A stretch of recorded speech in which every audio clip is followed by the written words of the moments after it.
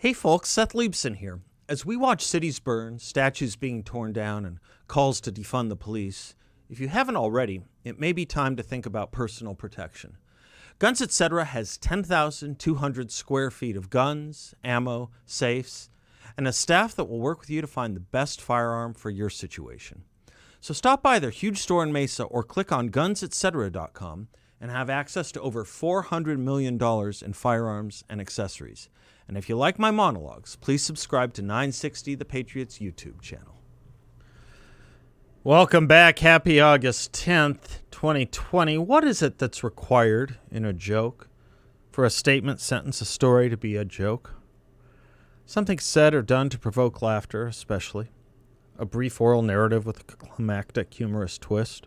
That's how Merriam-Webster describes it.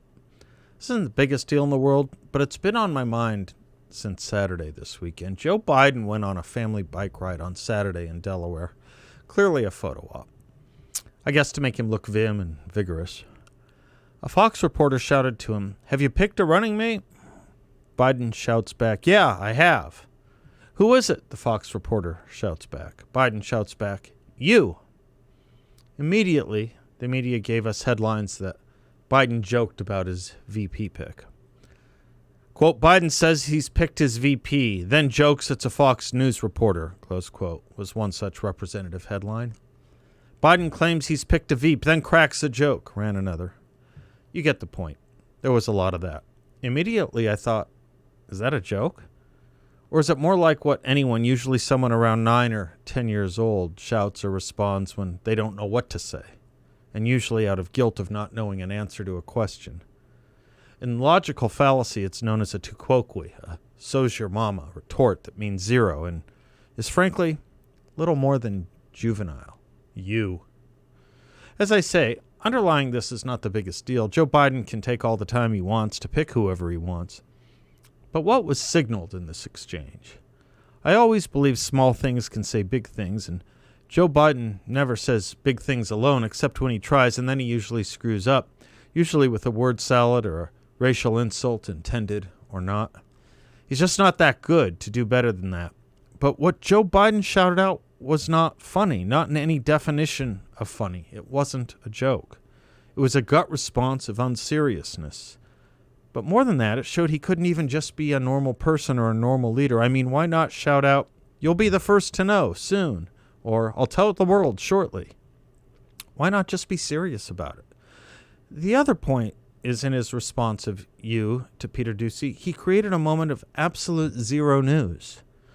But it was picked up and played as news and as a joke by a lot of media.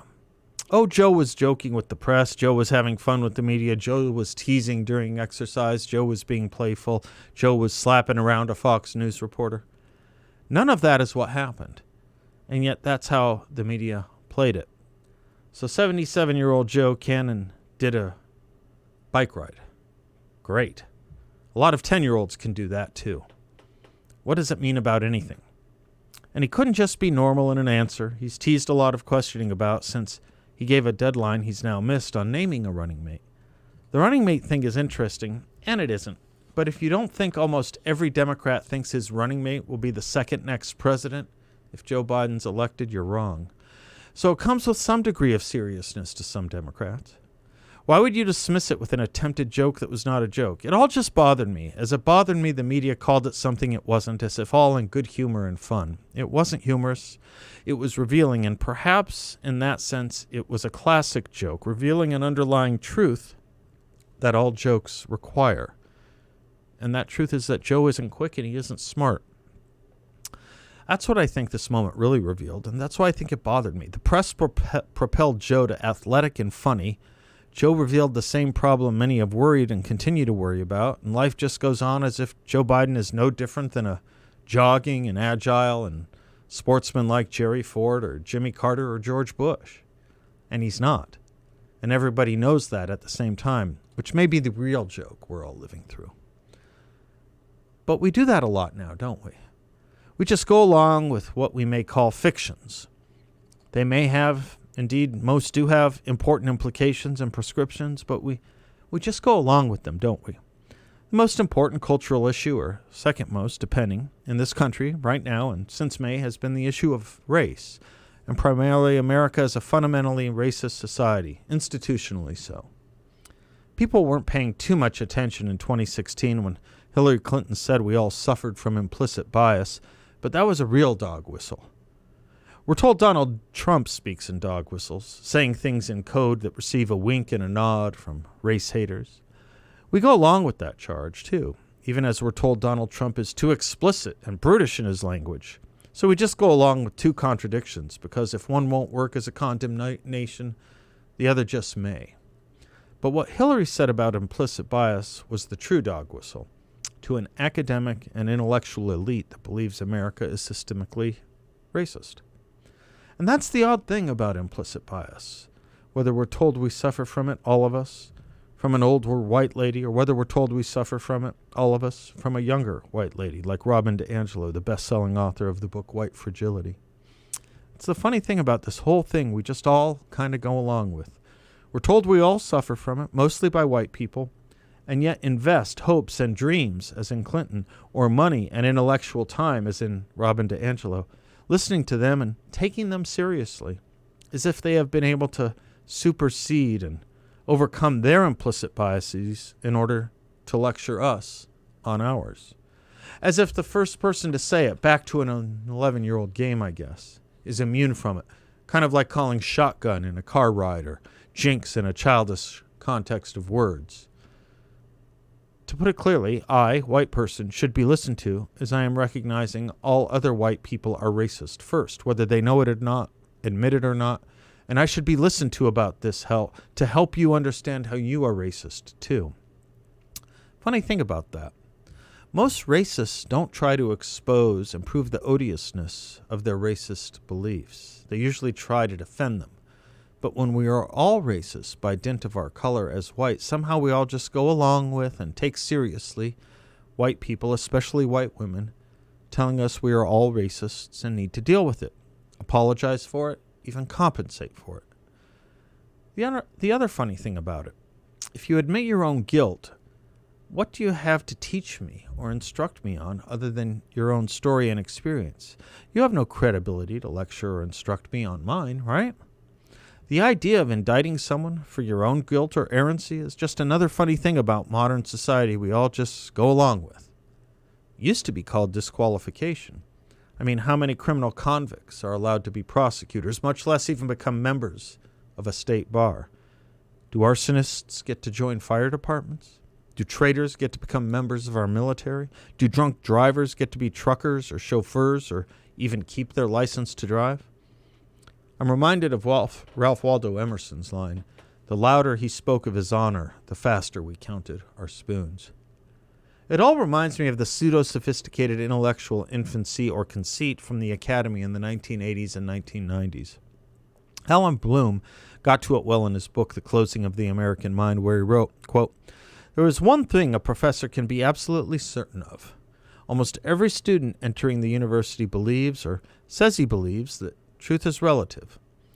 If this belief is to put to the test, one can count on the student's reaction. They will be uncomprehending. That anyone should regard the proposition as not self-evident astonishes them, as though he were calling into question 2 + 2 = 4. These are things you don't think about. The students' backgrounds are as various as America can provide. Some are religious, some atheists, some are to the left, some to the right. Some intend to be scientists, some humanists or professionals or businessmen. Some are poor, some rich.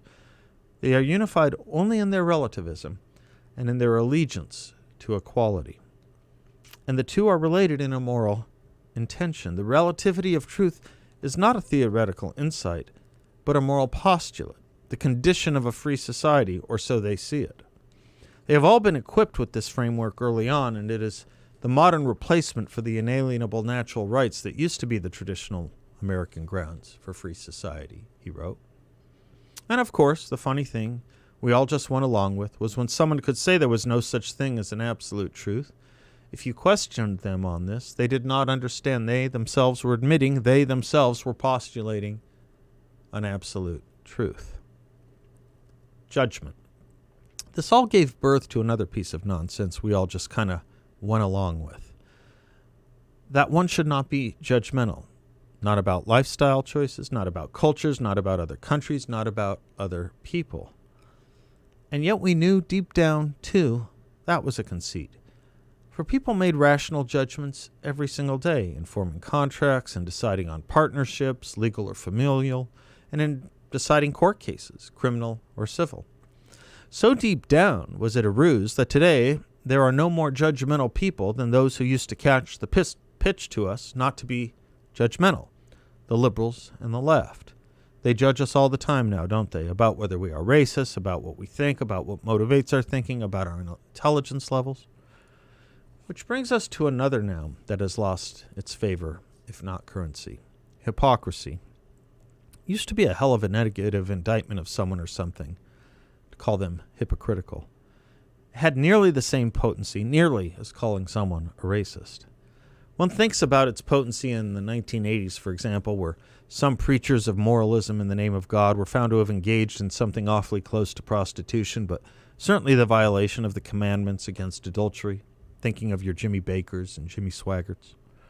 The hypocrisy we took so seriously that we even indiscriminately denounced and distrusted the real things. That we even indiscriminately denounced and distrusted the real pastors and preachers and religious leaders, those in their business who never went down those hypocritical roads. They got tarred with it. People always then started to suspect them. Hypocrisy was such a potent charge once we used to think of it as the respect or homage vice paid to virtue, and that it hurt everybody. Today, when we call a political leader, say Barack Obama, most recently, for condemning racism while trafficking with Louis Farrakhan, or condemning the filibuster in racial terms, though he supported it when he suited him, when we call a leader like him a hypocrite, it means nearly nothing. It's almost as if we wished there were a better word. But this all is what happens when you defy common sense. Go along with things you now are are just simply not true because of the conceit of the pseudo-intellectual age, where you either have forgotten the natural right arguments or you want to be considered part of the in crowd. And this is why it was so meaningful to so many when Donald Trump said political correctness was the biggest problem this country had. Remember where and when he said that? 2015. The very first Republican debate. For he shouted resonantly enough for those who labored and lived under these societal fictions and jokes that the emperor had no clothes. He was the first to do so. The first political candidate on a major stage to say it. But in all our nodding at all this, if you agree with my analysis above, let's never forget something about that famous story. Two things, really. When Hans Christian Andersen wrote it, recall how it all came about for the emperor. He was suckered by two swindlers. And so were the people in the street who thought they had to just go along with the bad joke these swindlers perpetrated on a gullible leader, saying and shouting as they did how magnificent the new clothes were. Anderson writes, everyone in the streets and the windows said, "Oh, how fine are the emperor's new clothes. Don't they fit him to perfection, and see his long train?" Nobody would confess that they couldn't see anything, for that would prove him either unfit for his position or a fool. No costume the emperor had worn before was ever such a complete success. "But he hasn't anything on," a little child said. "Did you ever hear such innocent prattle?" said his father. And one person whispered to another what the child had said. "He hasn't anything on." A child says he hasn't anything on. "But he hasn't got anything on," the whole crowd ultimately shout out at last. The emperor shivered, for he suspected they were right. But he thought, this procession has got to go on. So he walked more proudly than ever, as his noblemen held high the train that wasn't even there at all. Nobody would confess the truth, for they didn't want to be seen as a fool. Today one might say a racist or idiot. Finally, a truth-teller appeared in the story, a child, because children know when they are being swindled in a way we sophisticated adults convince ourselves against, especially if someone with a PhD or in high station says something. We fear we are compelled to agree or try to understand it or accept it. And so I fear where we are today. too many holding high a train they truly know isn't there at all in all of our culture and politics. I plead, don't fall for it. Don't give into it. We don't all have to just kind of go along with it after all. We really don't. I'm Seth Leibson. The lines are open.